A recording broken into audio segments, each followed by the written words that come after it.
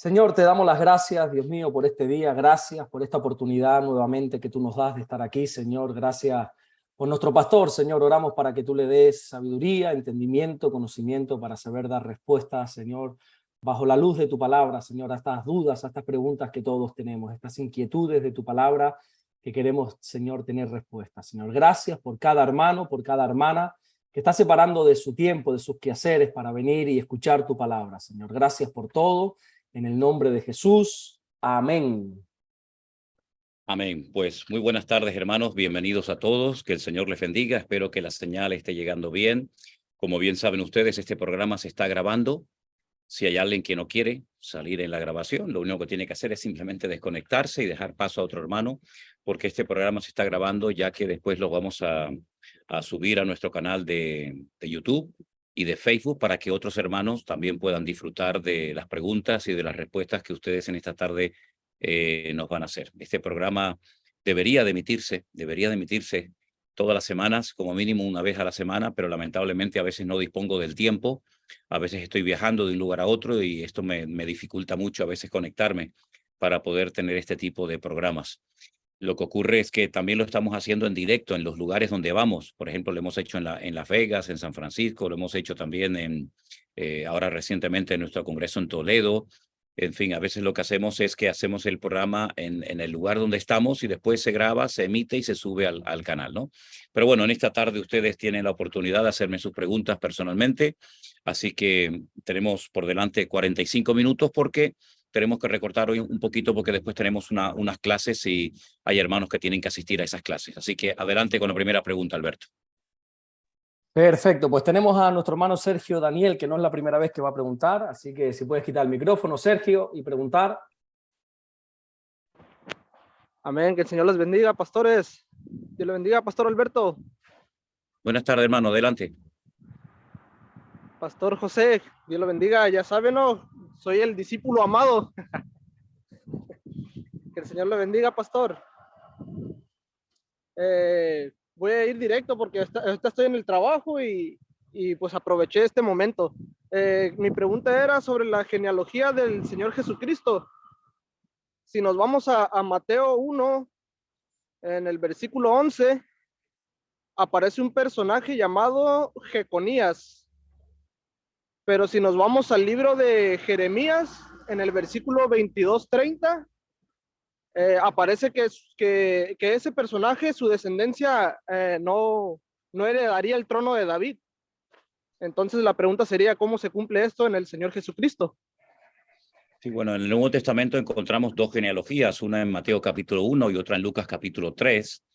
Y algunos comentaristas opinan que una se hace referencia a la parte paterna y otro a la parte materna. Pero bueno, independientemente de eso, sí, efectivamente hay un personaje que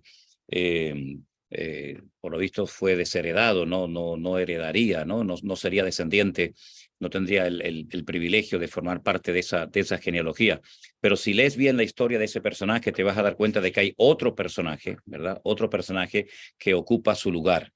Entonces, a veces vemos que parece como que se interrumpe la línea genealógica, pero si sigues leyendo toda la información que te da la escritura sobre ese personaje, te vas a dar cuenta de que no se rompió la cadena de dinastía de unos a otros, sino que el Señor apuntó en otra dirección. Eso suele ocurrir muchas veces cuando parece que la historia se interrumpe, cuando parece como que el diablo, el enemigo, ha salido con la suya, no se puede cumplir la promesa, pero luego después resulta que viene la gran sorpresa y Dios tenía algo reservado mucho mejor que lo que en un principio parecía que se había roto, ¿no? Entonces yo te aconsejo, te animo a que vayas al Antiguo Testamento, leas toda la historia de este personaje y te vas a dar cuenta qué es lo que sucede. Dios descarta uno, pero aparece otro que luego por ahí sigue la descendencia, por ahí sigue la línea genealógica hasta llegar nada más y nada menos que a la figura de nuestro Señor Jesucristo. Dios nunca pierde, Dios siempre gana. Aunque parece que todo se ha perdido, aunque parece que ya no hay remedio, el Señor siempre tiene una sorpresa y el hombre nunca se podrá salir con la suya diciendo, bueno, hemos triunfado, hemos demostrado que la Biblia no tiene cumplimiento, sino más bien todo lo contrario. Así que lee toda la historia y te vas a dar cuenta qué fue lo que sucedió y te vas a llevar una una sorpresa muy agradable. Muchísimas gracias, pastor. Que el Señor lo siga bendiciendo, y solo quiero darle una información a mis hermanos que están conectados. Le comentaba al pastor Alberto que ya me aventé todos los pastor online, y grandes estudios, maravilloso. Ya extrañaba el pastor online, creo que hablo por todos. Y diciéndole a mis hermanos que muchas preguntas de las que hacen ya están en otros pastores online, por si pueden revisarlos para que no sea tan repetitivo todo esto. Sí, efectivamente. Hay muchas Maravilloso. preguntas que ya se han hecho en otros programas y claro, a lo mejor las personas no han oído, no han visto esos programas, pero hay preguntas que ya se han respondido en el pasado, efectivamente. Un abrazo, Amén. mi querido hermano Sergio. Dios te bendiga mucho. Cuídate. Dios le bendiga, hermano. Gracias. Gracias, un abrazo. Bendiciones. Realmente. Qué bueno. Esa pregunta es demostración de que este hermano lee la Biblia. Sí, Porque sí, esta sí. pregunta no la hace cualquier persona que no lee la Biblia. Él, no sé si recuerda, él estaba con, no sé si era su suegro, que es pastor también. Hace unos cuantos pastor online, él se conectó, él decía, yo soy discípulo de Manolo Sierra. Con el pastor suyo al lado, que era su suegro. Sí, me acuerdo de aquella escena tan interesante, ¿no? Bueno, tenemos una segunda pregunta que la va a hacer nuestro Adelante, hermano Arturo Sánchez. Por favor, si puede quitar su teléfono, su silencio. Muy buenas tardes a todos por allá. Acá, buenos días desde México. Muchos saludos, pastor. Bendiciones, hermano. Gracias. La pregunta es una pregunta sencilla, sería la importancia del ayuno en general para los cristianos, la importancia en general que tendríamos del ayuno. Ok. Bueno, sí, efectivamente, tanto el Antiguo como el Nuevo Testamento hay muchas referencias que tienen que ver con el tema del ayuno. Dicho sea de paso, el ayuno no es una doctrina, no es algo obligatorio, no es algo que hay que hacer sí o sí, y si no como que nos condenamos, nos perdemos. No. El ayuno en ningún momento es algo impuesto, no es algo obligatorio, no es algo que todo cristiano tiene que hacer. Es más, hay cristianos que no deberían de ayudar y no pueden ayunar porque a veces están en tratamiento médico o por distintas circunstancias, ¿verdad? Pero independientemente de esto, el ayuno, por ejemplo, hay momentos en la vida de la reina Esther, cuando el malvado Naamán quería destruir a todo el pueblo de Israel, un momento de urgencia nacional, y entonces se hace una convocatoria a la oración y al ayuno, porque es un momento tremendamente trascendental y muy importante en la historia del pueblo de Israel, ¿verdad? Isaías en su libro habla del verdadero ayuno. ¿Cuál es el verdadero ayuno? ¿Qué características tiene que tener el verdadero ayuno? Los fariseos en la época de Jesús presentaban como argumento a su favor, ¿no? Como un mérito a su favor el hecho de que ayunaban también algunas veces a la semana. El mismo Señor Jesucristo vemos que ayunó durante 40 días en el desierto de Judea.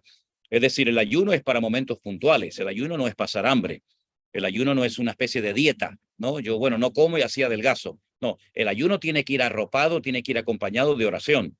Si no hay oración, sinceramente, desde mi punto de vista, ese ayuno no sirve absolutamente para nada. Tampoco me gusta la gente que ayuna de una forma religiosa, ¿no? Dice, bueno, voy a ayunar, pero bueno, ¿ayunar para qué? ¿Y por qué tiene usted que ayunar? Hay momentos en los que probablemente, bueno, vamos a reunirnos, vamos a abstenernos de comida, vamos a orar, vamos a ayunar, vamos a buscar al Señor en un momento puntual, ¿verdad? Por un hermano, por una circunstancia complicada y difícil, pero quiero dejar bien claro que no es una doctrina. No es algo obligatorio que sí o sí todo creyente de toda iglesia y de toda denominación tiene que practicar. Hay momentos que sí y hay momentos en los que no es realmente necesario. Eso entraría dentro, digamos, de la conciencia de cada persona y también entraría dentro de si verdaderamente este tema, esta situación, esta petición, pues implica el que tenemos que juntarnos en un lugar y estar juntos y ayunar, o simplemente hacemos una oración y el Señor la va a responder exactamente igual, ayunemos o no ayunemos. Yo creo que con esto tenemos que tener mucho cuidado, porque hay personas que no están acostumbradas a ayunar y de repente quieren hacer un ayuno muy prolongado y al final terminan enfermándose más que beneficiando su vida, ¿no? Por lo tanto, hay que orar y pedir sabiduría al Señor para que no tengamos que imitar los ayunos que han hecho otras personas que a lo mejor están habituadas a hacer esos ayunos, y ayunar en la medida de nuestras posibilidades. Hay personas, repito, que debido a sus trabajos no pueden ayunar. Por lo tanto, no tienen por qué sentirse culpables, no tienen por qué sentirse inferiores a nadie, sino simplemente que por las circunstancias no pueden y a lo mejor hasta no deberían de ayunar. Una persona que está en un hospital ingresado, una persona que está convaleciente, un creyente que está recién operado, que necesita recuperar fuerzas, lo último que debería hacer es ayunar, ¿no? Por lo tanto, esto es algo muy personal. Yo sé que hay iglesias que a lo mejor tienen todas las semanas un día de ayuno. Bueno, cada iglesia, digamos, tiene sus normas, sus costumbres diferentes las unas de las otras, todas son respetables, pero repito, el ayuno es fundamentalmente algo muy privado, algo muy personal que el Señor tiene que dirigir para que sea un acto de bendición y no sea después un problema para el que lo practica sobre todo. ¿Sí, hermano? Perfecto, muchas gracias, claro que sí. Dios lo bendiga y saludos, Pastor Sierra. Muchas gracias, hermano Arturo. Le mando un saludo muy grande. Dios le bendiga grandemente. Gracias. Gracias. Qué bueno. Pues vamos con nuestra tercera pregunta. La va a hacer nuestro hermano Daniel Puccini, creo que se pronuncia así su nombre. Corrígeme si me equivoco. Puccini, pastor. Perdona. Hola, pastor, buenos días. Le hablo desde Bogotá, Colombia. Y mi pregunta va referente a Apocalipsis 13:15, donde nos habla que se le permitió infundir vida a la imagen de la primera bestia para que hablara y mandara a matar a quienes no la adoren a la imagen. Para mí, no sé si estoy mal, este pasaje hace referencia o es como una analogía de lo que pasó en el tiempo de Nabucodonosor y los amigos de Daniel, donde en ese tiempo se tenían que arrodillar y adorar a la imagen, a la estatua que había construido, ¿no? Sí, levantado Nabucodonosor. ¿Por qué hago esta pregunta también?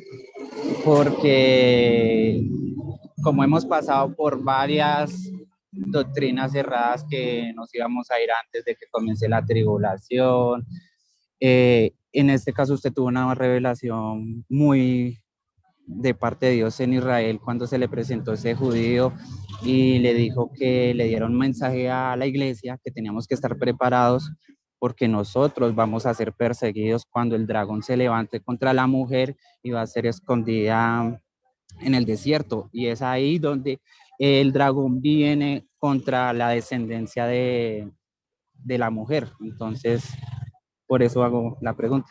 Ok, bueno, su pregunta referente al tema de la imagen. La imagen que se menciona en el Apocalipsis capítulo 13 parece, ¿verdad? Que se parece mucho a lo que hizo Nabucodonosor efectivamente en Babilonia, cuando mandó a construir aquella estatua de oro y obligaba a todo el mundo al son de los instrumentos musicales que se postraran y la terminaran adorando. Digamos que aquella imagen representaba un poco su imperio, ya que se le había dicho a él que después de su imperio vendrían otros imperios, ¿verdad?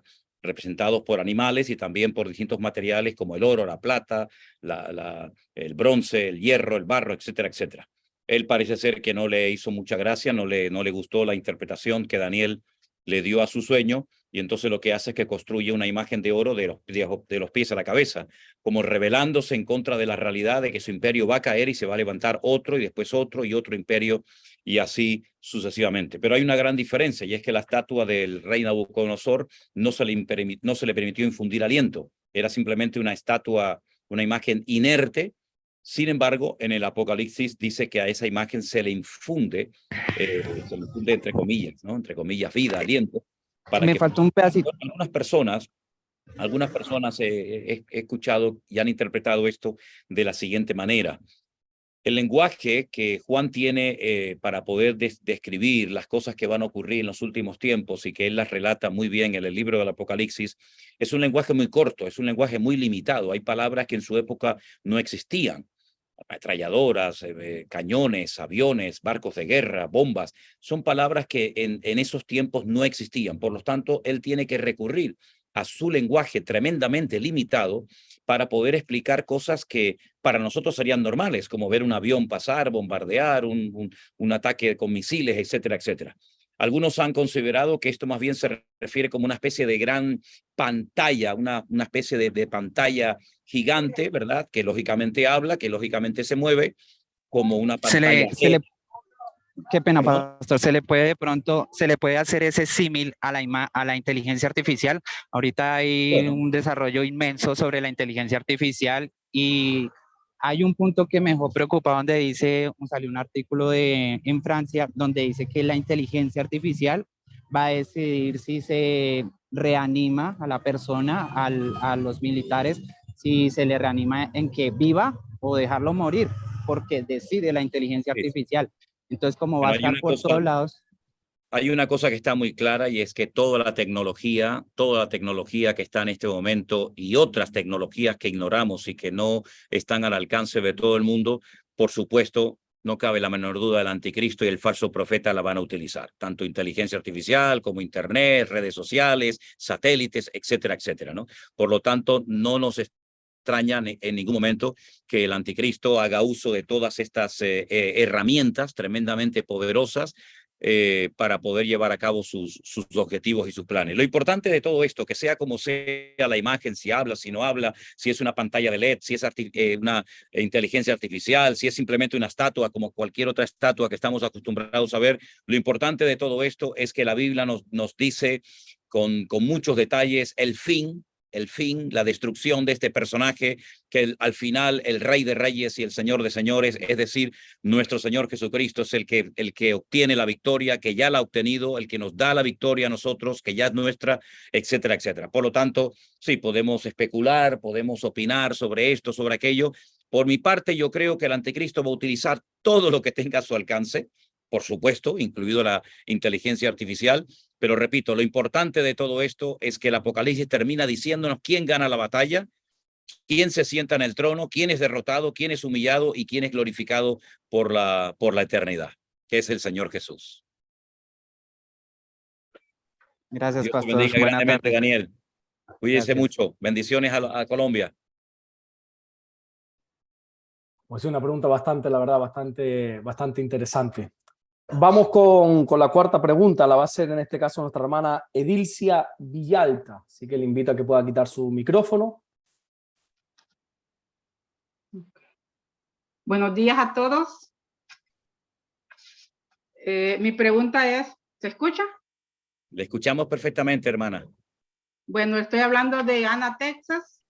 Mi pregunta es sobre el sello del Espíritu Santo. Entonces, cuando nosotros somos salvos, el Espíritu Santo nos sella, ¿verdad?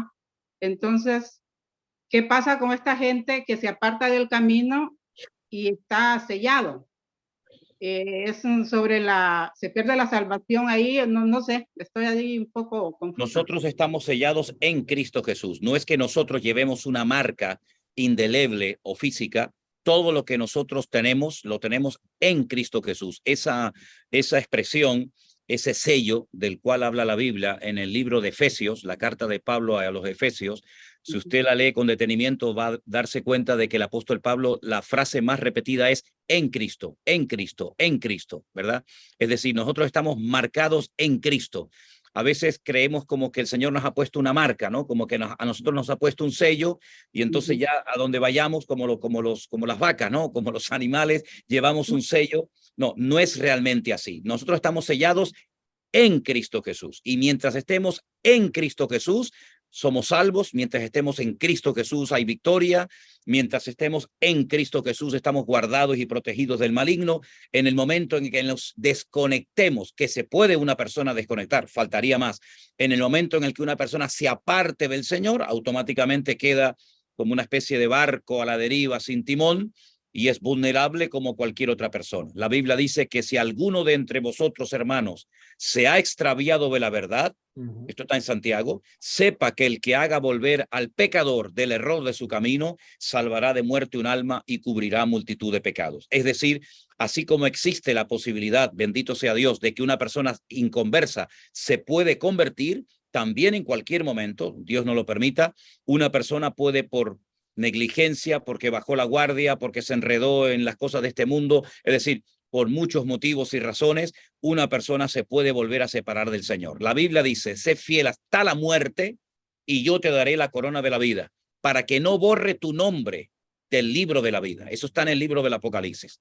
Así es que esas personas que piensan que como yo ya me convertí, yo puedo pecar, yo puedo vivir en desorden, puedo vivir en desobediencia, no pasa nada, porque como al fin y al cabo soy salvo, están rotundamente equivocadas. En la palabra de Dios hay ejemplos, y en la actualidad lamentablemente también los hay, de personas que fueron alumbrados, personas que gustaron del don celestial, personas que experimentaron el nuevo nacimiento, que por distintos motivos se apartaron de los caminos del Señor, y hoy, si uno los ve, no son ni la sombra de aquel hermano que incluso llegó a subirse a una plataforma a predicar el evangelio. Lamentablemente tengo que decir que yo como pastor conozco a unas cuantas personas que se encuentran en esta situación. Oremos por ellos, oremos por estas vidas, para que en algún momento recapaciten y vuelvan en sí cual hijo pródigo y puedan volver a conectarse con el Señor y puedan volver a estar bajo su cobertura antes de que sea demasiado tarde.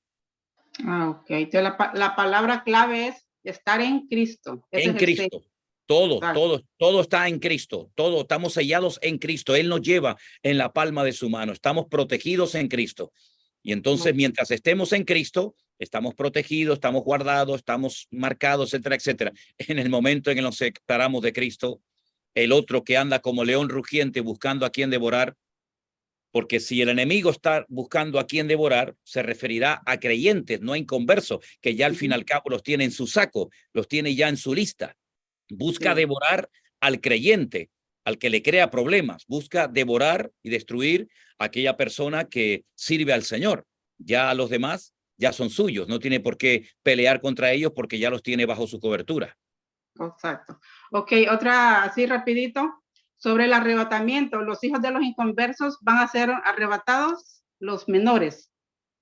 Los hijos de los inconversos. Ajá. Los hijos de los inconversos o los hijos inconversos. No, los hijos los hijos menores de las personas inconversas en el arrebatamiento. Bueno, esto, cuando una persona es capaz de recibir a Cristo como su Señor y Salvador personal, ¿de qué estamos hablando? ¿De un niño de 3 semanas? ¿De un muchacho de 14 años? ¿De un niño de 10? ¿De qué edad estamos hablando? La Biblia dice, instruye al niño en su camino, ¿verdad? Por lo tanto, hay un momento, por ejemplo, en Israel, para ponerles un ejemplo, en Israel a partir de los 12 años, el muchacho es responsable delante de la ley y delante de Dios de sus actos. Por consiguiente, eso de que, bueno, como son niños, son arrebatados, depende, porque yo conozco niños con 7, 8, 9 y 10 años que muchas veces son auténticos delincuentes y peor que algunos adultos. Por consiguiente, eso de que como son niños van a ser arrebatados, pues cuidado con eso, porque cada vez los niños son menos niños. Yo veo que hoy en día un niño de 10 o 12 años no es el niño de 10 o 12 años de hace 20, 30 o 40 años atrás. Hoy en día, a través de las redes sociales, de la educación o falta de educación, etcétera, los niños hoy en día son tremendos, ¿no? Y tienen la capacidad de conocer al Señor. Por lo tanto, yo creo que también hay que evangelizar a los niños a temprana edad, porque no por el hecho de que sean inconversos ya van a ser arrebatados. Porque claro, ¿quién es el que establece la edad? Bueno, todos los menores de 12 años van a ser arrebatados. ¿Y dónde está escrito eso? ¿Dónde está escrito que los menores de 8, de 9, de 10, de 12, como nadie sabe la fecha en la que una persona puede ser arrebatada por ser un niño, yo creo que lo mejor es testificarles y darles testimonio lo antes posible para que conozcan a Cristo como los adultos, como nosotros hemos tenido esa oportunidad y ese privilegio, ¿verdad? Es como aquel pasaje dice, dejad que los niños vengan a mí y no se lo impidáis. No sé si está relacionado. Tampoco sabemos qué edad tenían esos niños. No sabemos qué edad tenían esos niños.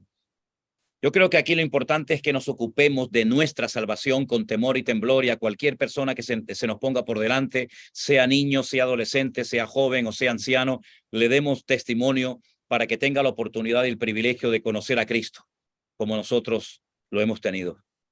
Ok, bueno, muchas gracias, pastor. Dios le bendiga, mi hermana. Bendiciones. Bendiciones. Adelante. Muy bien, vamos con otra pregunta. La va a hacer, en este caso, nuestra hermana Erlandi, que le voy a invitar a que quite su micrófono, por favor. Ok, buenas noches ya para ustedes. Para mí es el mediodía. Yo soy colombiana, estoy en Estados Unidos, en Carolina del Sur. La verdad me ha sido, no sé si difícil. En Colombia le servía al Señor y lo que dice el pastor ahorita, he llegado a predicar también la palabra del Señor en una plataforma, como dice. Pero aquí en Estados Unidos me ha sido como tan difícil ubicarme en un lugar donde yo me sienta como bien, ¿no? Como que siempre hay cosas que termino apartándome del Señor. Entonces he terminado mucho haciéndolo todo online, ¿ya? Congregándome siempre, aunque sé que la palabra del Señor dice sin dejar de congregarse como tienen por costumbre y todo. Hace poco, la verdad, empecé pues a seguir al pastor. He escuchado muchas prédicas, he aprendido mucho. Ayer fui con mi esposo a una iglesia y me llama mucho la atención algo. Es como que todos los hermanos siempre le dicen al pastor y a la pastora mamá y papá, y siento como esa adoración hacia los pastores también. ¿Ya? Yo soy muy radical en que ni siquiera los sacerdotes, cuando fui a la iglesia católica y todo eso, siempre para mí, ellos no son padres, son sacerdotes. ¿Ya? Así como en la iglesia cristiana son pastores, apóstoles, todo lo que quiera, son sacerdotes, no padres, porque el único padre es nuestro Señor. Entonces, hermana, ¿y cuál es eso su pregunta completamente, por favor, si es tan amable? ¿Cuál es su pregunta? ¿Es normal como esa adoración de papá y mamá a los pastores? Hermana, usted sabe perfectamente que eso no es normal ni bíblico. Usted sabe perfectamente que eso no está en ninguna parte.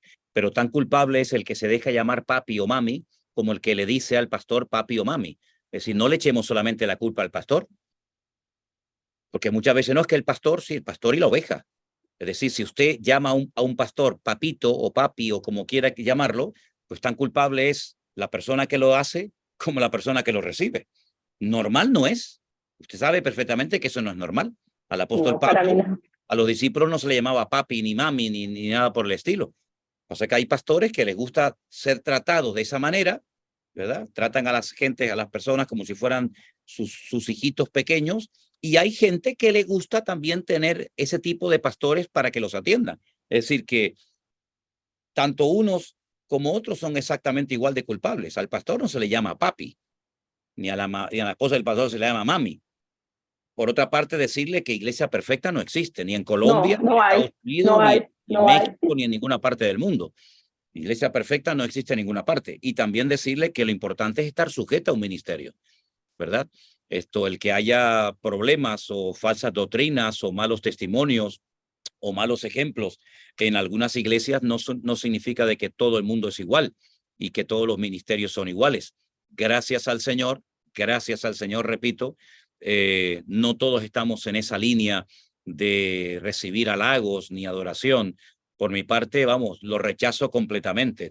Soy totalmente contrario a todo este tipo de halagos, pero no dejo de reconocer que hay tanto ovejas que les gusta tener ese tipo de ministerios, como también pastores que les gusta ser tratados de esa manera. Lo importante es estar sujeto a algún ministerio, al tener una cobertura espiritual, como dice la palabra de Dios, y tener en cuenta de que iglesia perfecta y completa, pues no la hay. Hasta que no lleguemos al cielo, que va a ser todo un milagro, que allí también en el cielo podamos convivir todos los cristianos de todas las edades y de todas las épocas, pues aquí en la tierra no vamos a encontrar una iglesia 100% completa, ni de nuestro gusto, porque hay iglesias que tienen una alabanza extraordinaria, pero luego son escasos a la hora de la exposición de la palabra.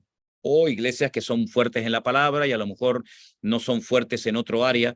De ahí que nos necesitamos los unos a los otros y tenemos que tener la humildad de pedir ayuda cuando vemos que algo nos falta, o también de tener la humildad de compartir lo que Dios nos ha dado cuando creemos que Dios nos está utilizando en un área determinada de la vida, ¿no?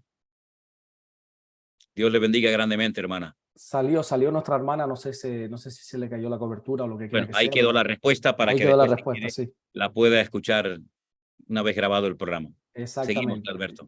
Ahora nuestra siguiente pregunta la va a hacer Luzmila, que le voy a invitar a que quite su micrófono, por favor, y haga la pregunta. Buenas tardes, padre. Buenas tardes, padre. Buenas tardes, hermano José. Quería hacer una pregunta. Lo que pasa es que yo estoy ahorita con unos compañeros estamos leyendo la palabra, no hemos asistido a ninguna, bueno, iglesia, no hemos asistido a ningún lado, porque no hemos encontrado todavía el sitio. Hemos ido a la que están haciendo con el pastor Omar, pero no he podido ir porque ellos no he encontrado la dirección. Mi pregunta es, nosotros estamos hablando sobre Jonás.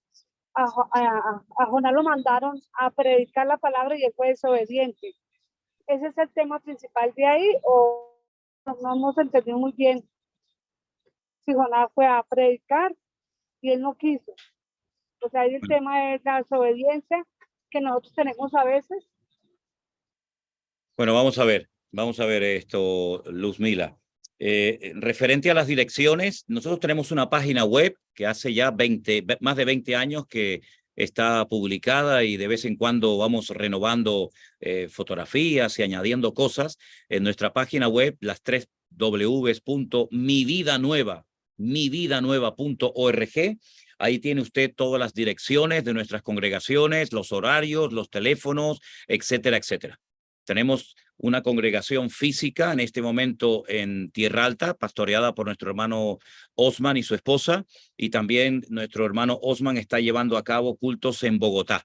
No siempre en el mismo sitio, depende, a veces alquila un hotel, a veces alquila otro, pero las direcciones las puede encontrar usted en nuestra página web. Bien, y para responder a su pregunta del libro de Jonás, bueno, para saber lo que pasó con Jonás, hay que leer todo el libro. Si usted lee la primera parte del libro, va a encontrar a un profeta que recibe un llamado específico de Dios para ir a un lugar específico llamado Nínive, que se encontraba y se encuentra en lo que es hoy en día Irak, la antigua Babilonia. Él se niega, él no quiere ir a Nínive, él desciende a una ciudad llamada Jope, en la Biblia, en la actualidad se llama Jaffa. Él paga su billete para ir en dirección contraria a Nínive, concretamente a un pueblo, a una localidad llamada Tarsis, que está aquí en España, en el sur de España, donde yo estaré dentro de unos días, y en el camino se desata una tormenta terrible.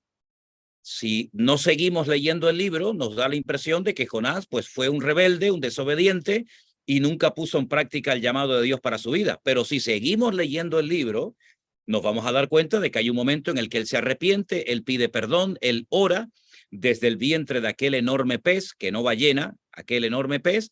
Ese enorme pez lo arroja en una playa y él automáticamente se dirige a Nínive, donde predica la palabra y donde toda la ciudad, desde el rey hasta el más pequeño, se arrepienten, piden perdón y no son destruidos, por lo menos en aquel momento. Cosa que 100 y pico de años más tarde, Nínive fue finalmente destruida.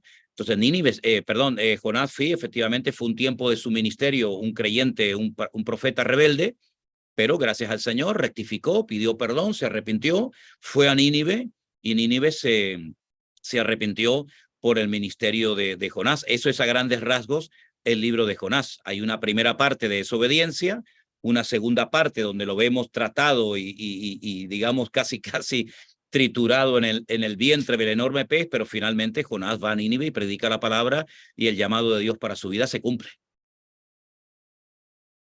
¿Sí? No le escucho, hermana. Tiene que abrir su micrófono para poder escucharle, ¿sí? Muchas gracias por la respuesta y si seguiré leyendo la vida de Jonás porque sí estamos muy cortos todavía, pero sí ya entendí ahora sí que él fue un obediente.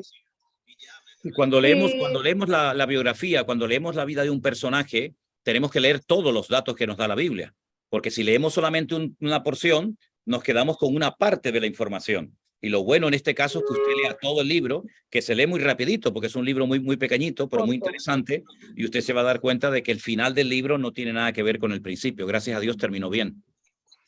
Gracias, muchas gracias, hermano. Dios le bendiga, hermana. Bendiciones. Amén, amén. Adelante. Muy bien. Pues vamos con la siguiente pregunta que la va a hacer nuestra hermana Claudia Alvarado. Buenas tardes, aquí, bueno, mediodía es acá. Me da mucho gusto saludarlos. Yo soy Claudia de Guatemala, así que estamos esperando al pastor. Ya tengo mi entrada, ya estoy aquí ansiosa para poder compartir. Desde ya, bienvenido, pastor. Gracias, hermano. Mi pregunta es parecida a los pastores. Hoy día yo oigo que a algunos se les llama apóstol. Entonces mi pregunta es si eso es correcto o no. Hermana, ¿usted cuánto tiempo lleva convertida? Yo llevo más o menos unos 2 años. 2 años. ¿Y usted suele leer la Biblia a menudo? Sí. Entonces Y- usted sabrá la respuesta a esa pregunta, ¿verdad? Sí, lo que sucede es que algunos pastores dicen que son apóstoles porque algunos son maestros, otros son... Sí.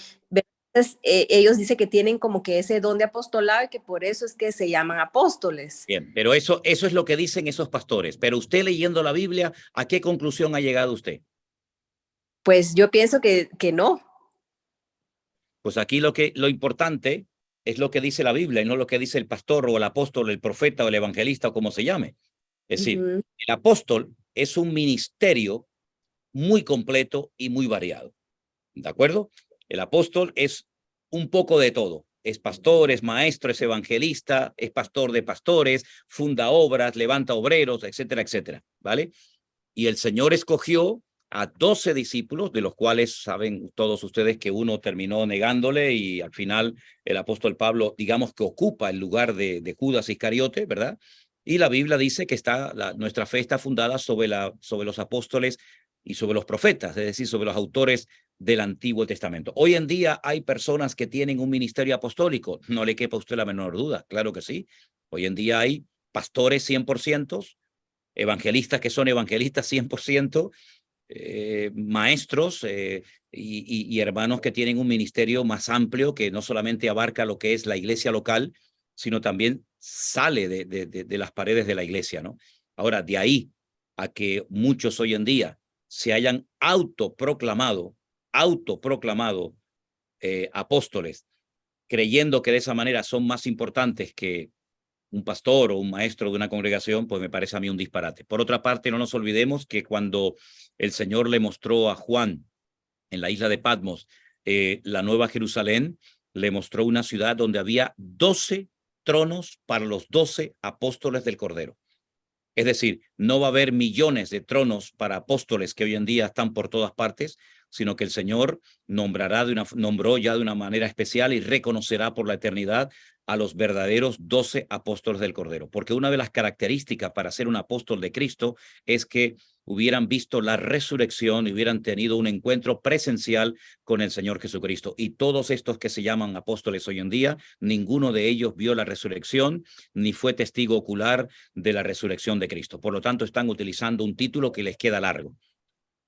Que tienen un ministerio amplio, me parece muy bien, pero de ahí a que se autodenominen o se llamen apóstoles, yo ya sinceramente no comparto eso, porque yo creo que el título más elevado y más extraordinario que podemos tener es el de siervos inútiles, y ese parece que no lo quiere tener nadie, ese parece que no lo pide nadie. Todos quieren la medalla, la estrella, ¿no? La chapa en el pecho, ¿no? Pero sin embargo, el de siervo inútil, no sé si todavía lo hemos conseguido o estamos en ello. Así es que, bueno, una cosa es lo que enseñan los hombres, querida hermana, y otra cosa es lo que nos enseña el Señor. Si a ellos les gusta, se sienten bien, se sienten cómodos, necesitan un título para sentirse realizados en la vida, bueno, que Dios los bendiga. Pero yo particularmente, ni mi hermano Alberto, ni nuestros pastores, necesitamos ningún tipo de reconocimiento, ni ningún tipo de título especial para sentirnos realizados. Pero cuando una persona necesita un título y ser llamado de una forma especial, llámese papi, como decía antes la hermana, llámese apóstol, como menciona usted ahora, para sentirse realizado, para sentirse bien, bueno, ahí hay una carencia personal, ahí hay un problema personal que ya es otro tema para otro día. Dios le bendiga, hermana Claudia. Gracias. Bendiciones. A mí ya el de siervo inútil me queda grande, o sea que imaginemos el resto. No sé si lo conseguiremos como para llamarme apóstol ahora, ya lo que me faltaba. Ya lo que nos faltaba ya. Ya. Bueno, vamos con Patricia. Patricia nos va a hacer, lo que pasa que no sé si está ahí. Ahora sí, perfecto. Si quitas el micrófono y puedes hacer la pregunta. Sí, estoy aquí. ¿Cómo están? Gusto de saludarles. Gracias. Hola, Patricia, buenas tardes. ¿Cómo está, hermano? ¿Se acuerda? Estuvimos en Israel. Sí, me acuerdo. Dios te bendiga, hermanita. Gracias. No sé si estoy tratando de leer mucho en lo que estoy leyendo, pero tenía una duda y también leí otras versiones en inglés y realmente dice un poco diferente, pero quiero saber qué usted piensa. Estaba leyendo Génesis 21 y la última parte del capítulo 21 donde dice que Agar y su hijo se fueron al desierto, le consiguió una esposa egipcia a Ismael. Entonces después en el 22 viene y habla del pacto que hizo Abimelech con Abraham.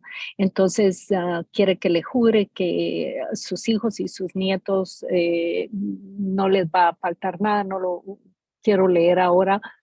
Dice que a mis hijos no le faltará a mi hijo ni a mi nieto. Entonces yo quería saber, no sé si estoy leyendo mucho en esto, que si lo que ahí quiere decir es por el hecho de que Ismael era nieto de Abimelech, porque creo que escuché decir que una de las siervas que le había dado a Abimelech a Abraham, como que era media hija de Abimelech. No, mire, escuche. Ujú. Ismael no es nieto de Abimelech. Abimelech era el rey de los filisteos. Y Agar era una criada egipcia que se la regaló el faraón de Egipto cuando Abraham descendió con su esposa porque había hambre, porque había sequía. Entonces, Abimelech es un personaje que no tiene absolutamente nada que ver con nada Ismael. que ver. Ahora ¿Okay? que me lo dijo, lo entendí porque sí La había mamá, leído antes donde él la mamá. mintió que era su esposa. Sí. Exacto, él mintió porque, bueno, consideraba que cuando se enteraran de que él era el marido de Sara, pues lo iban a matar porque todo el mundo iba a querer tener algo que ver con Sara. Pero Abimelech es un rey de los filisteos que no tiene nada que ver con Agar, ni con Ismael, ni con los egipcios, sino es otro rey que estaba en otra parte. Ahora entendí. ¿Ok? Creo que estaba leyendo esto muy tarde anoche y yo dije, wow, ok, entendí. Muchas gracias, porque no me quedé. Ok, muchas gracias. Solo Bendiciones, tenía que hermana, regresar. bendiciones. Saludos, gracias. Igualmente, Dios un le saludo bendiga. grande. Bendiciones, cuídate mucho. Gracias igual. Muy bien. Adelante, Alberto, ¿hay más preguntas? Tenemos dos, no sé si dará tiempo. A ver, por lo vamos a menos ver. a estas dos, con nuestro hermano Francisco Quiles, que si puede quitar su micrófono. Amén, Dios le bendiga. Buenas tardes, hermano Francisco. Amén, amén, Dios le bendiga. Dígame. Sí, hacía mucho tiempo que quería conectarme con usted, aleluya. Si veo todos sus devocionales, voy a hablar bien rápido. Yo soy rápido en hablar anyway, aleluya. Y me encanta oír sus devocionales por la mañana. A veces mi esposa se enoja conmigo, pero yo digo, estoy aprendiendo algo, eso es lo importante. Mi pregunta es porque en el libro de Mateo, donde el Señor, yo sé que usted ha oído esto muchas veces, donde el Señor lo mandó a bautizar la gente y el Señor Jesús le dijo bautizarlos todos en el nombre del Padre, del Hijo, del Espíritu Santo. Y después vemos en el libro de los Hechos cuando Pedro bautizó, aleluya, en el capítulo 2, versículo 38, donde, aleluya, él le dijo que se tenían que arrepentir y bautizarse toditos en el nombre de Jesucristo para remisión de sus pecados y para ser lleno del Espíritu Santo. También lo vimos en la situación con Pedro y Cornelio, donde también fue bautizado. Y vemos muchas partes donde el Nuevo Testamento se ve donde no se usó Padre, Hijo, Espíritu Santo. Y mi pregunta es, porque mucha gente se bautiza en el nombre del Padre, el Hijo, Espíritu Santo, y otros se bautizan en el nombre de Jesús. Y ¿es una forma error o está bien, aleluya, en las dos formas? Porque me han dado a mí el entendimiento, que me han explicado a mí también, que Padre es su título, Hijo es título, Espíritu Santo es título, tú sabes, y nosotros sabemos que Dios es uno solo es. Eso lo creo yo, como yo sé que muchos lo creen, yo sé que usted lo cree igual también, que Dios es uno, que no son tres personas, diferentes, como muchos lo tienen por ahí, que dice que son tres personas diferentes. Para mí, yo sé que Dios es uno solo es. Y esa es mi pregunta, que usted piensa a través del bautismo, que se bautizan en el nombre del Padre y se bautizan en el nombre de Jesucristo.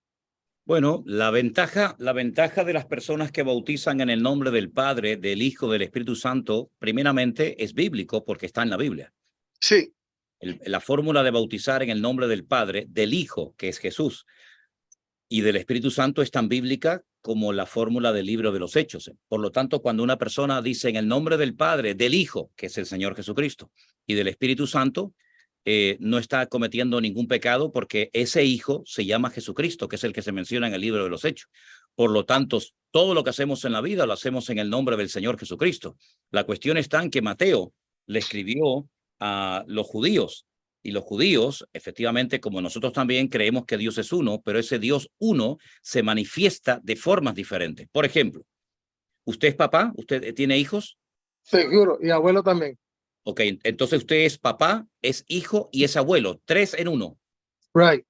Usted tiene papá, entonces cuando va a ver a su papá, en el caso de que viva, no lo sé, Sí, ok, usted va como hijo, ajá, pero al mismo tiempo usted es padre yes. y al mismo tiempo es abuelo. Ujú. Es decir, wow, 3 cosas en una. No Por deja eso- de ser abuelo para convertirse en hijo, ni deja de ser hijo para ser papá. Son las 3 Yeah, cosas en uno. Dios yeah, es uno, pero cuando usted va a ver a su papá, va como un hijo. Y cuando right, usted va a ver a su nieto, va como su abuelo, ¿no es cierto? correcto. Okay.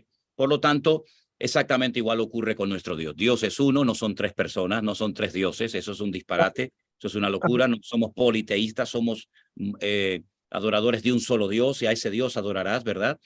Entonces, cuando se bautiza en el nombre del Padre, del Hijo y del Espíritu Santo, no se está cometiendo ningún error, no se está cometiendo ningún pecado, ni muchísimo menos, porque los destinatarios del Evangelio de Mateo eran judíos y ellos tenían que entender que Dios tenía un hijo, Right. cosa que los judíos no creen que Dios tenga un Right. hijo.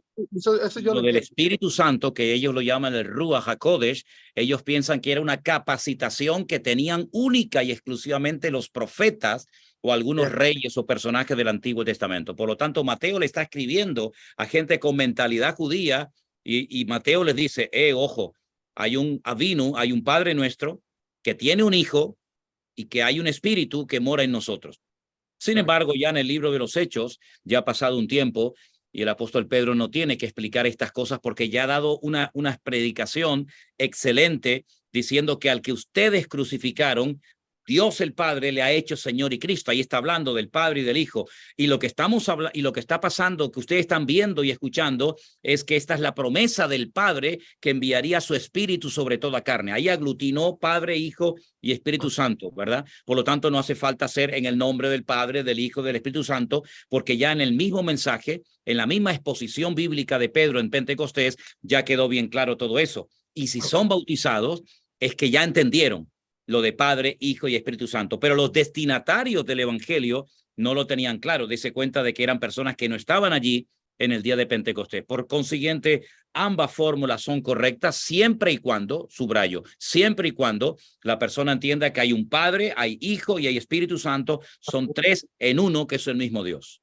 Amén, aleluya.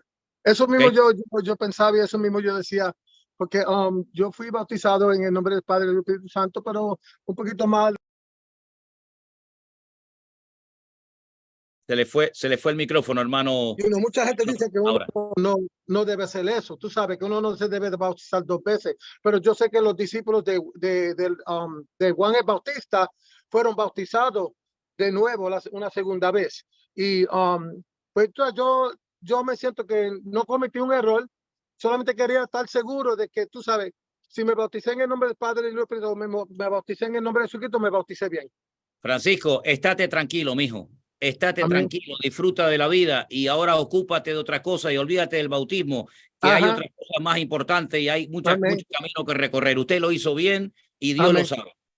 Amén. Porque Dios le bendiga. Era mucho gusto hablar con usted y me encantan sus devocionales. Que Dios los siga usando de manera grande y le mando muchas bendiciones. Que Dios le bendiga. ¿Dónde estás? ¿De dónde me hablas? Yo soy de Filadelfia, en los Estados Unidos. Oh, qué bueno, qué bueno. Dios te bendiga, Francisco. Un abrazo. Bueno, Alberto, nos vamos con la última. Esta pregunta fue muy buena, muy interesante también. Con la última, mi hermano. Perfecto, pues la última la va a hacer nuestro hermano Luis Gerardo, así que le vamos a pedir si puede quitar el micrófono, por favor. Luis Gerardo Rodríguez. Bueno, gloria a Dios porque hoy se dio la oportunidad. Pastor, el sábado fui el que quedó sin batería en últimas y eso parecía un pato brincando por todos lados para que me vieran, pero bueno, es que tengo un problema con la aplicación, ¿no?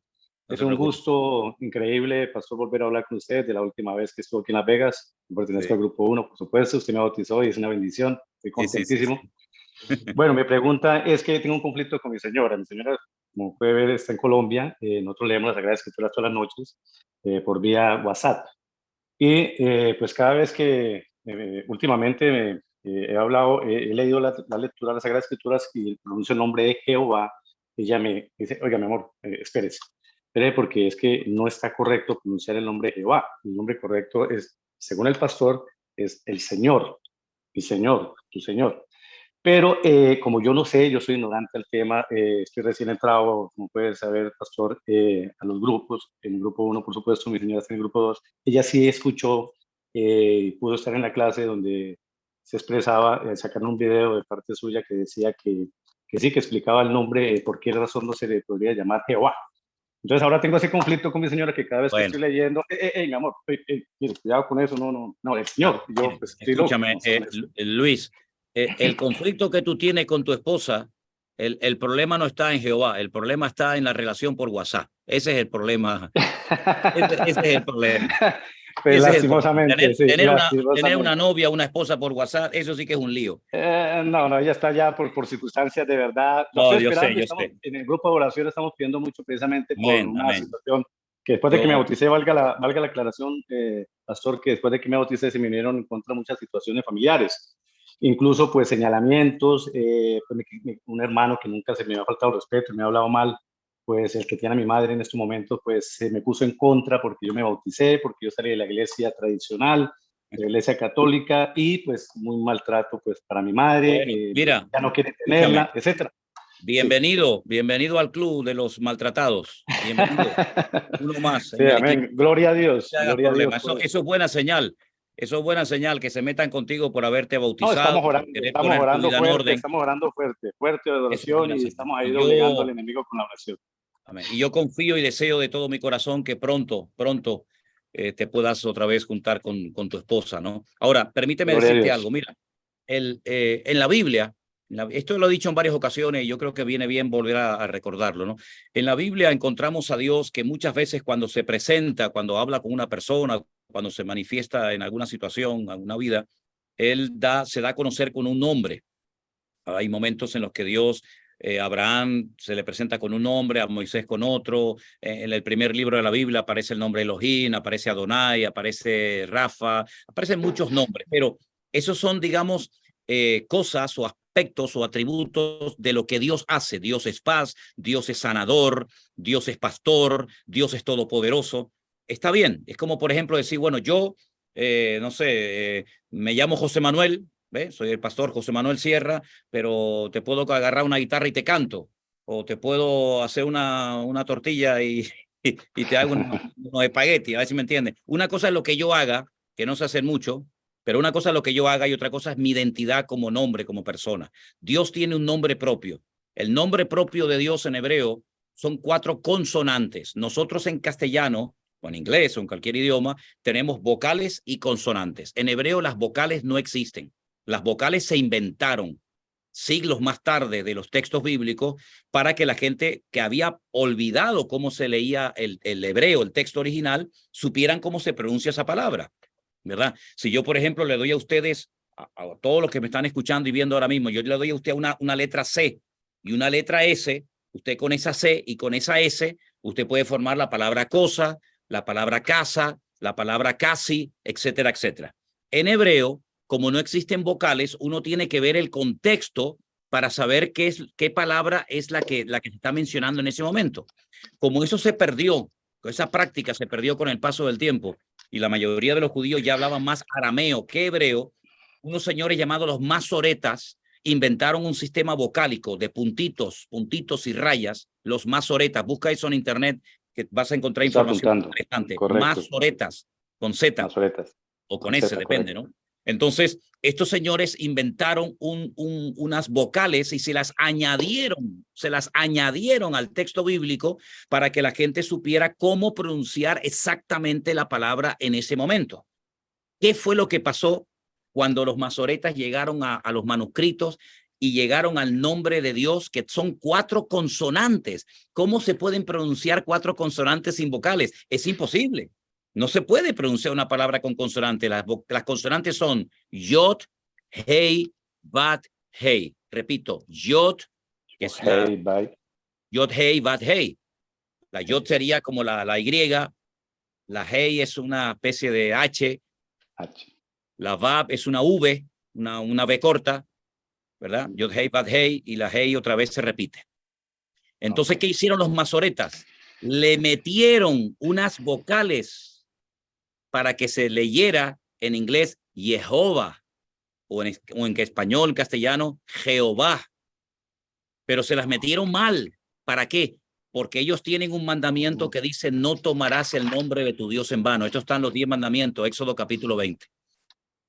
Como ellos no pueden, los judíos no pueden, tienen totalmente prohibido pronunciar el nombre de Dios, porque para ellos no lo pueden pronunciar. Cuando ellos, que saben cómo se pronuncia, cuando ellos lo van a leer en la Biblia, ellos dicen en hebreo Hashem, Hashem. Hashem significa el nombre. Por ejemplo, no dicen Jehová es mi pastor. Ellos dirían, bueno, en este caso ellos dirían Adonai Roí. Dicen Adonai, que es Señor, ¿verdad? O ellos dicen Hashem, el nombre, para no pronunciar el nombre de Dios. En las Biblias católicas, que las tradujo un tal que se llama la Biblia de Nácar Colunga, ellos a esas consonantes le añadieron las otras vocales y se pronuncia Yahvé. Los católicos dicen Yahvé. En las Biblias, digamos, protestantes o de Reina Valera, evangélicas, pone Jehová. Entonces no hay ningún pecado en decir Yahvé, no hay ningún pecado en decir Jehová, no hay ningún pecado en decir el Señor, no hay ningún pecado en decir Adonai, no hay ningún pecado en eso. La gente tiene que entender que el nombre propio de Dios es impronunciable. No existe el nombre de Dios en español, porque son consonantes y nosotros necesitamos de nuestras lenguas vocales y consonantes para poder expresarnos. Entonces, si tú dices, oye, es que Jehová es mi pastor, uy, no diga eso. Yo no digo Jehová, yo no suelo leer Jehová porque es una pronunciación incorrecta. Entonces me remito a decir el Señor. Pero también en España, hace muchos años, nosotros los predicadores, los pastores, evitamos pronunciar el nombre Jehová porque nos confundían con testigos de Jehová. Porque ustedes saben que los testigos de Jehová sí utilizan ese nombre. Entonces, para que no nos confundieran a nosotros con testigos de Jehová, utilizamos el Señor. Pero no es ningún pecado decir Yahvé, no es ningún pecado decir Adonai, no es ningún pecado decir Elohim, no es ningún pecado decir Jehová, no es ningún pecado. Lo que pasa es que, claro, a lo mejor tu esposa me ha escuchado que yo siempre suelo decir el Señor, y entonces te corrige diciendo, oye, se dice Señor, mi amor, no se dice Jehová, pero tú dile que yo te dije que no hay ningún problema en eso. Que tú sí, ahí. Ok, pastor, perfecto. Lo que pasa es que ahí, pues ella pertenece al grupo 2, obviamente, y dieron una lección al respecto, y por supuesto dieron ese tipo de respuesta, ¿no? Que no era correcto de pronunciar, y sí, lo que usted dice es muy cierto. Solamente cambiaron una letra, agregaron unas letras y lo pronuncian, pero igual estamos refiriendo a nuestro Señor, y eso es lo que importa. ¿Sí? Exacto. Una segunda pregunta, que es la final, pastor, es muy pequeña.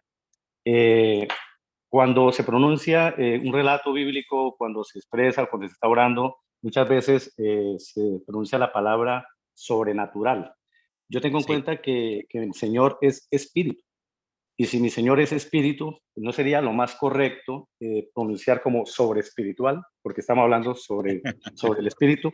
Es mi pregunta, ¿no? O sea, pues que considero de que sobrenatural siempre uno ve las cosas endemoniadas, los cultos satánicos, etcétera, y pues cuando se expresan de esa manera digo, no será que se están expresando mal, se están expresando es para el Dios equivocado, sobre espiritual por ser nuestro Señor espíritu, ¿no? Es mi pregunta. Sí, pastor. está bien. Lo que pasa es que nosotros trabajamos con el español, con el castellano. Y en el castellano existe la palabra sobrenatural que hace referencia a lo que está por encima de lo natural. Sobre es por encima, ¿no? Lo que está por encima de lo normal, de lo natural. Entonces, la palabra sobrenatural no hay ningún problema porque sabemos a lo que nos estamos refiriendo. En el texto hebreo, la palabra sobrenatural no existe. ¿Por qué? Porque en el hebreo no existe lo que llamamos el superlativo. No existe santísimo, grandísimo, poderosísimo. Los superlativos no existen en el idioma hebreo, pero como tenemos que traducir y adaptar, más que traducir, adaptar palabras que no existen al castellano, se optó por poner sobrenatural pero la palabra sobrenatural en hebreo como tal no existe. La palabra sobrenatural es Shaddai. Shaddai. Todo suficiente. Es Todo decir, es no suficiente. es un problema Hermoso. utilizar la expresión sobrenatural porque estamos hablando en castellano. Si habláramos en hebreo, no necesitaríamos pronunciar esa palabra porque ya hay una palabra específica para referirse al concepto de lo que queremos Sobre decir y todo, transmitir. sobre todo. Exactamente, sobre todo, autosuficiente. No necesita Correcto, de nada ni de pastor. nadie. Shaddai, ¿verdad? Por lo tanto, Excelente. nosotros lo que hacemos es que adaptamos términos bíblicos que no existen al castellano y tenemos que buscar la mejor palabra que defina el concepto que queremos transmitir a la audiencia, ¿no? En este caso, cuando decimos que nuestro Dios es sobrenatural, hombre, lo que estamos refiriéndonos es que está por encima de nuestra dimensión natural, finita y limitada, ¿no? Claro, decir Correcto. sobre espiritual es una palabra que en castellano suena muy rara, es una palabra que yo nunca la he utilizado, sobrenatural. Pero también se puede utilizar, esto es algo sobrenatural o sobre Lo que pasa es que espiritual. antes, perdón, pastor, lo que pasa es que precisamente lo he escuchado en cuestionamientos antes de conocerlo, porque ya hoy en día, pues el último video que me falta ver es este que estamos grabando, porque lo he visto todos. Pero la verdad, sinceramente, lo he escuchado en varias oportunidades en prédicas que antes intentaba yo buscar de Dios por todas partes, pero nunca me sentí cómodo, y decían que cómo es posible que hay dirigentes, pastores, que se refieran a la palabra sobre espiritual siendo Dios, espíritu sobrenatural, que eso estaba mal, eso era un enfoque completamente equivocado. No. Pues tal vez las personas no han leído el hebreo, no saben de hebreo. Y aparte de eso, sobre espiritual sí que suena raro en castellano. Cuando hablamos español y decimos, no, es que es sobre espiritual, uno dice, uff, ¿qué me está sobre el diciendo? espíritu. Sí, pero es que la palabra espíritu, sí. es que la palabra espíritu en hebreo tiene dos palabras diferentes para referirse al espíritu humano o al espíritu de Dios. Es que son idiomas tan específicos que no necesitan tanta explicación como en castellano. Correcto, sí. No, está muy más que claro el agua, dice usted, pastor, muchas gracias, de verdad, Dios me lo bendiga, es un placer inmenso porque el último, vea, fue de los primeros, en la raspa entró ahí por raspado, ¿no? Por debajito entré, pero por fin pude entrar y qué bueno, saludarlo directamente, Dios me lo bendiga, que le siga. Gracias Luis, un abrazo grande. Y mucha palabra, muchas gracias. Saluda a tu esposa. Saluda a tu esposa. Gracias, se la daré con mucho gusto. Gracias, mi hermano, un abrazo grande. Mira, Lisbeth, Rocío, como te veo con tu manita levantada, te voy a dar lugar a ti a la última pregunta, ¿te parece? Y otra cosita, si mañana me ven en el devocional con la cara como un tomate, es que tengo el sol delante de mí y llevo 1 hora tomando el sol, Alberto, y cuando me vean mañana me decís, ¿qué le pasó a Manuel? Bueno, Manuel, es que, mira, tengo el sol aquí delante de mí con una fuerza tremenda. Ustedes saben que en Galicia, en esta parte del mundo, es la última parte donde se pone el sol, y aquí hasta las 10:30, 11 de la noche tenemos este sol, porque estamos en el Finisterre, en el fin de la tierra, y mañana me van a ver muy coloradito en el devocional. Así que No hay que esperar a mañana, ya está rojo como un tomate, ¿eh? Ya estoy rojo como un tomate, imagínate. Hermana Lisbeth, con usted me voy, dígame. Buenos días, pastor José Manuel Sierra, soy desde Perú. Por acá todavía es mediodía. Soy desde Perú y estoy muy feliz, nerviosa, estoy temblando de poder comunicarme con usted. Gracias a sus devocionales, gracias a Alberto, ya es la segundo domingo que voy congregando en una iglesia cristiana acá en Chaclacayo, porque Gloria él siempre nos pide, por favor, congreguen, pero siempre lo escucho a usted, estoy en los devocionales, también con Alberto aprendo un montón de cosas. Gloria a Dios. Realmente mi pregunta es, pastor, sí, ustedes me han acompañado toda la parte de mi duelo. Bueno, mi pregunta es acerca de Abraham y Abimelech, ¿no? Ajá. Él tuvo que mentir para poder protegerse, ¿no? Protegerse, pero a la vez él decía la verdad porque sí era Sara su media hermana. Ya. Sara sí era su media hermana, él, ¿no? Salió, como cuenta la historia, sale de la casa de su padre, ¿no? Sí. Y él sí mintió a lo que es me acabo de enterar también por usted que era un príncipe, un rey, Abimelech, ¿no? Que compró a Sara. Entonces, no mintieron, a la vez Abimelech era inocente de la mentira de ambos, porque no, ella mentira y verdad, porque Ya. sí era su hermana, sí eran hermanos, ¿no? Entonces yo quiero Sí, saber sí. cuál es lo que ellos, porque hoy en día para nosotros unirnos con nuestro medio hermano es un pecado, ¿no? Claro, Entonces sí. yo quiero saber Bueno, qué es lo que el hermana, Señor mire, pensaba. la realidad es que la Biblia no oculta los pecados y los defectos de los grandísimos hombres de Dios para que no los tengamos en una excesiva estima y pensemos que eran como especie de supermanes, ¿no? Especie de superhombres, ¿no? Si no fuera porque el Señor inspiró a los autores de la Biblia, nunca sabríamos la media mentira de Abraham, ni la media mentira de su hijo Isaac, ni el pecado de David, ni tantas y tantas cosas como por ejemplo la desobediencia del profeta Jonás, o como por ejemplo también los pecados de los hijos del sacerdote Elí o la negación de Pedro. Es decir, ¿por qué la Biblia no guardó silencio? ¿Por qué la Biblia nos cuenta esas cosas? Bueno, ya le digo, hermana, para que nos demos cuenta de que todos somos de carne y hueso, y como decimos en España, aquí el que no corre, vuela. O pecamos de una manera o pecamos de otra. Si no nos hubieran nunca contado los pecados de estos grandes hombres de Dios, diríamos, Dios mío, nosotros nunca vamos a poder llegar a esa estatura, a ese nivel espiritual. No es que justifiquemos sus pecados, no es que justifiquemos sus errores como seres humanos, pero la verdadera motivación de Abraham era el temor. Él tenía miedo. Él tenía miedo de que dijeran, mira, este hombre, esta mujer está casada, vamos a matar a este hombre y nos llevamos a su mujer. Entonces, bueno, mira, tú di que es mi hermana. En el fondo sí, eres mi hermana, pero también eres mi esposa. Es decir, estás diciendo una media verdad. Es tu hermana, pero hombre, sé sincero, es tu hermana, pero también es tu mujer, que es lo que él ocultó. Entonces, vamos a poner nuestra mirada solamente en el Señor, porque todos fallamos. Todos cometemos errores, no hay nadie perfecto, solamente hay uno que es perfecto, que es nuestro Señor Jesucristo, que dice que nunca hubo engaño en su boca ni pecó jamás de ninguna manera. Por lo tanto, cuando encontramos los errores y los pecados de estos grandes hombres de Dios en la Biblia, nos damos cuenta de que eran tan humanos como nosotros. Me viene a la cabeza ese texto de Santiago que dice que Elías, fíjense de quién estamos hablando, Elías era un hombre sujeto a pasiones semejantes a las nuestras, pero cuando oró fervientemente cerró el cielo.